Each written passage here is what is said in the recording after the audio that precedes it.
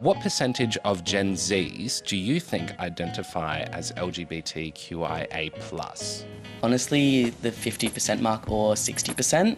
I think it would be about a bit more than 10%. I would say maybe like 20-30%. Truth be told, we don't really have a definite answer, but there have been a few studies that give us a bit of an idea.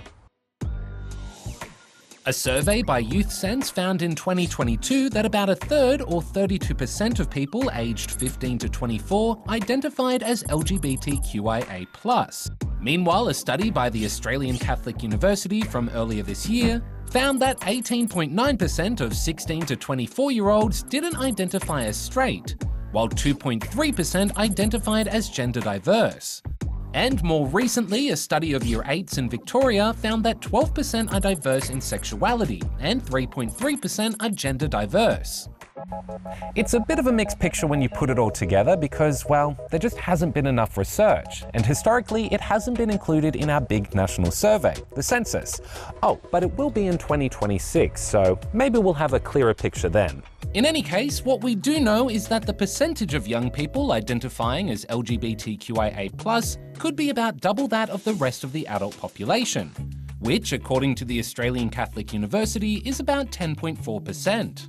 One lens our understanding of this figure isn't so much that suddenly there are more queer or gender diverse people, they're not just sort of like current suddenly existing, but rather I think more people are starting to feel safe to express that part of their identity. I think we've grown up with a lot more acceptance. I think TV shows and like that, being able to just see it, like know that it exists. There's more people who are aware that they're queer and aware that they can be outwardly queer because there is so much more representation, and the fact that you can see other people openly queer and gay it makes it feel like it's an okay thing for you to be, and it makes it feel like your identity is a real thing and it's valid and tangible. Do you think like it is easier for young people to be open about their queer identity these days? Look, I'd like to think so. This is Anna Brown. She is the CEO of Equality Australia. She says that past policies in Australia have had a big impact on the way older generations identify. You know, they've lived most of their lives with the threat of being prosecuted simply because of who they are or who they love. Well, it might be hard to believe now, but it wasn't so long ago. In fact, it was in my lifetime that same-sex sexual conduct, particularly male to male, was a criminal offence.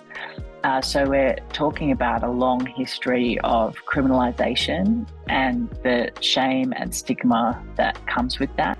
Anna says there have been a lot of changes since then that have led to a more inclusive society. Yes responses, representing 61.6% of clear responses.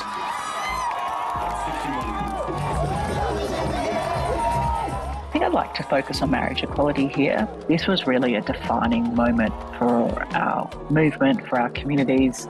It was a time where we had millions of allies stand up for us in a way that we've never seen before in Australia's history. And there's no question that that moment really was a nation-defining moment for Australia, and also the social change that came with that. And I think for years, we've seen the benefits of that change.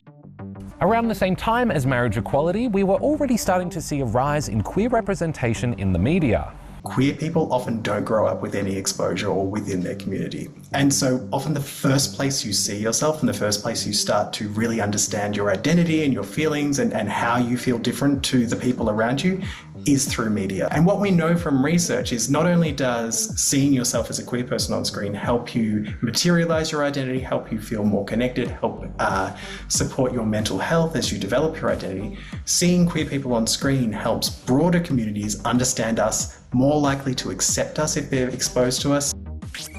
Damien O'Mara is a television studies researcher and says that the way queer people have been represented on screen has changed quite a bit. The lover is a woman. If you were to take it back to the 90s, we were sad, lonely, we were victims. According to the law, being gay is only relevant if the woman is promiscuous, she's bringing the wrong kind of people home to her kids. As a community, having this homogenous, very tragic experience that wasn't universally true. Niles, please, the man's gay. Fast forward to now, we get really diverse stories of who we are. And so there is greater opportunity for broader society to understand who we are and to understand how our communities work. They see RuPaul's Drag Race, they learn about queer history, but they also see something like Heartstopper. What are you doing? Heartstopper is a big one that has a lot of representation that I can also see myself in. Recharging. I saw the TV Glow as one that I've really connected with because it feels like one of the first movies that was made for trans people, not so much to educate other people like cisgender people, but to show the experience through the art form of film. And it's also Heartbreak High has been incredible. I think that show is amazing with all of its different representation. The Owl House was a huge thing for me. There was a lot of queer rep in that because it had like, you know, gay dads and lesbian main characters and non-binary people. While queer characters and stories have played a big part for positive representation, we've also seen a rise in public figures who identify as part of the community. I listen to a lot of music by queer creators, Chappell Roan, Renee Rapp. The person who made me like comfortable with my sexuality, and probably many others, is Lady Gaga, obviously. She's helped me a lot. Increasing number of role models means that young people feel more comfortable coming out. And when you see, you know, be it celebrities or artists coming out as trans or non-binary, people like Elliot Page. Big fly from Vesio! We're seeing LGBTQIA plus people thrive in contexts and settings that we haven't seen before. So I think of Darcy Vesio, who's a phenomenal non-binary AFLW player, you know, top of their game. And you have that ability to think, you know, hey, growing up, I didn't think sport was going to be inclusive for me or that I could go down that path. But now we're sort of starting to see like, oh, maybe I really can.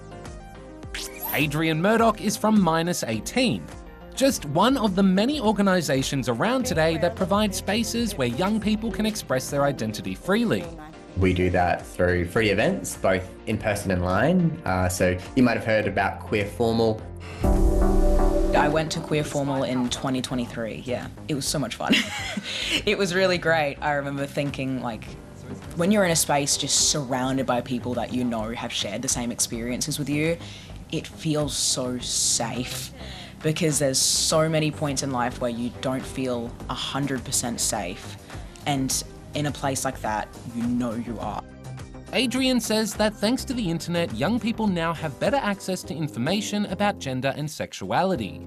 Social media gives you room to sort of understand, you know, there's a lot of identities within the community and that can seem really polarizing. But once you're familiar, you understand that, hey, I see myself in this.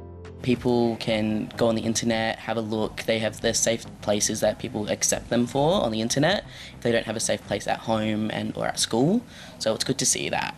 While there is a lot to celebrate, many LGBTQIA+ people say they're still facing real problems and need more support. According to that Youth Sense survey that I mentioned earlier, 23% of young LGBTQIA+ people have experienced discrimination, and 49% said they had a negative experience at school.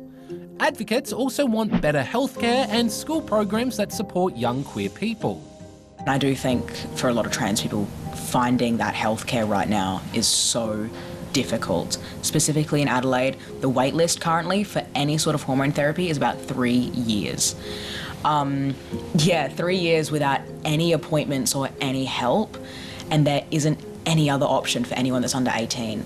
The lack of professional help that LGBTQ teens are getting at the moment is concerning.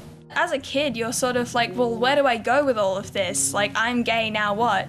But having those spaces to be able to express yourself and connect with other young queer people is so important because it allows you to grow and foster that, you know, queer acceptance in yourself so much more. Do you have any advice for anyone who might be struggling to understand their identity? You're not alone, I will say that. Everyone's been through it. Don't think that you're not natural or you're not normal for what you're feeling. It is so okay to question. It is okay to take your time.